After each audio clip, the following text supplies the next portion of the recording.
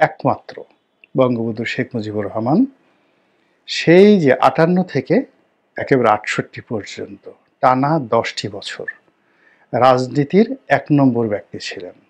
১ নম্বর ব্যক্তি ছিলেন, যেটি স্বাধীনতা পূর্ববর্তী যে ২০ বছরের ইতিহাস, সেখানে তার মতো করে এইরকম ১০ বছর কন্টিনিউয়াসলি জাতির অবিসংবাদিত নেতা, অনলি ওয়ান।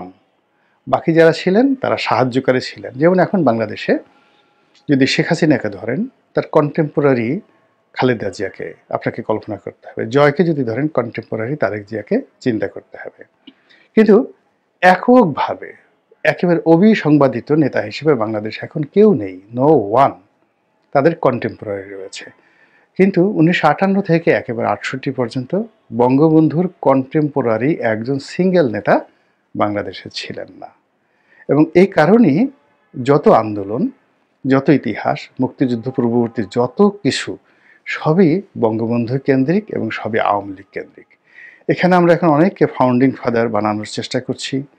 অনেকের যে ভূমিকা, সেটিকে আমরা বড় করার চেষ্টা করছি। আওয়ামী লীগের যে হালামলের ব্যর্থতা, দুর্নীতি, অনিয়ম, পরাজয়, এগুলোকে কেন্দ্র করে ক্রোধের বশে। কিন্তু ইতিহাসের যদি পর্যালোচনা করেন, তাহলে আপনি দেখবেন যে আওয়ামী লীগের সঙ্গে সিপিবির, আওয়ামী লীগের সঙ্গে ভাসানী ন্যাপের, আওয়ামী লীগের সঙ্গে মুসলিম লীগের, আওয়ামী লীগের সঙ্গে ধরেন সেই অন্যান্য যে সকল ছোট ছোট পার্টির আছে, কমিউনিস্ট পার্টি আছেন, পূর্ব বাংলা সর্বহারা পার্টি আছেন, এরকম ১০০ পার্টি ছিল ৫৮ থেকে ৬৮ সন পর্যন্ত। একটারও অবস্থা আপনি আওয়ামী লীগের মানে সাথে কন্টেম্পোরারি ছিল না। এখন বিএনপির কন্টেম্পোরারি আওয়ামী লীগ, আওয়ামী লীগের কন্টেম্পোরারি বিএনপি, কিন্তু বিএনপির কন্টেম্পোরারি জামাত নয়। আবার জামাতের কন্টেম্পোরারি সেই এখন যে রাস্তাঘাটে ছোট ছোট দলগুলো আছে, সেগুলো নয়। তো কিন্তু আওয়ামী লীগ যেটা ছিল, সেটা হলো এমন একটা জায়গাতে ছিল, তখন তাদের সঙ্গে তুলনীয় এরকম কোনো দল সেখানে ছিল না। অ্যাট দ্য সেম টাইম দলের যিনি প্রধান ব্যক্তি, তিনিও বাংলাদেশের রাজনীতিতে অবিসংবাদিত ছিলেন, সর্বোচ্চ ঊর্ধ্বে, মানে সুপ্রিম লিডার।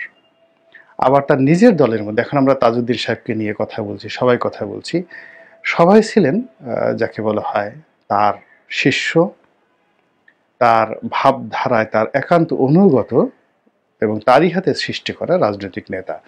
তাদেরকে কোনো অবস্থাতেই কন্টেম্পোরারি বলা যাবে না। এখন আওয়ামী লীগে বা বিএনপিতে যদি আপনি ধরেন, শেখ হাসিনা বা খালেদা জিয়ার কাছাকাছি পাশাপাশি কোনো নেতা নাই, সবাই তার কর্মী, তাদের কর্মী।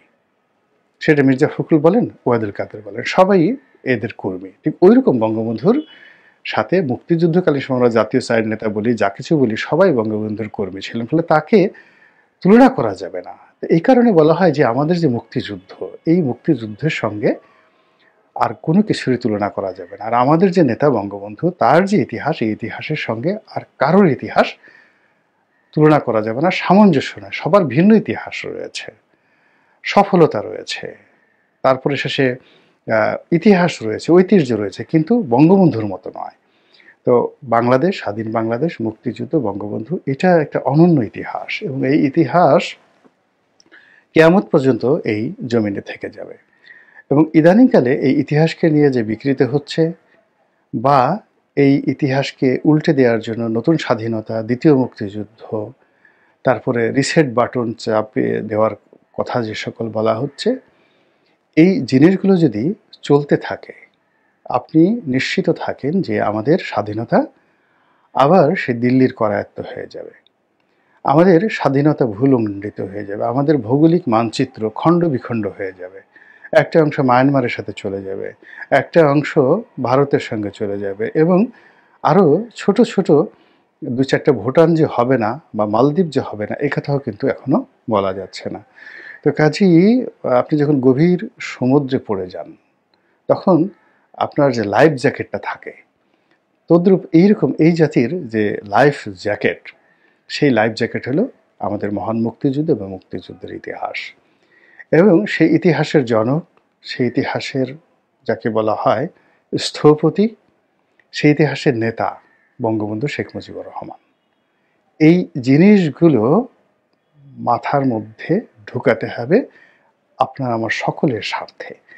আর এখানে যারা আঘাত করছেন তারা বয়সে নবীন এবং না বুঝে, আর যারা আঘাত করছেন বয়সে প্রবীণ, তারা বিদ্বেষপ্রসূত এবং পাকিস্তানের পক্ষ হয়ে কিংবা ভারতের পক্ষ হয়ে অতীতের পরাজয়ের তাদের যে গ্লানি, সেই গ্লানিটা মুছে দেওয়ার জন্য। আরেক গ্রুপ যারা আওয়ামী লীগ দ্বারা খুবই ক্ষতিগ্রস্ত হয়েছেন, তারা আওয়ামী লীগকে ছোট করার জন্য এই মুক্তিযুদ্ধ এবং বঙ্গবন্ধু এটা নিয়ে টানাটানি করছেন এবং নতুন ইতিহাস রচনা করার চেষ্টা করছেন। আশা করি সবাই তার যে শুভবুদ্ধি, নিজেদের মধ্যে যে অন্তর্নিহিত শুভবুদ্ধি, সেই শুভবুদ্ধির উদয় ঘটাবেন হৃদয় মাঝারে।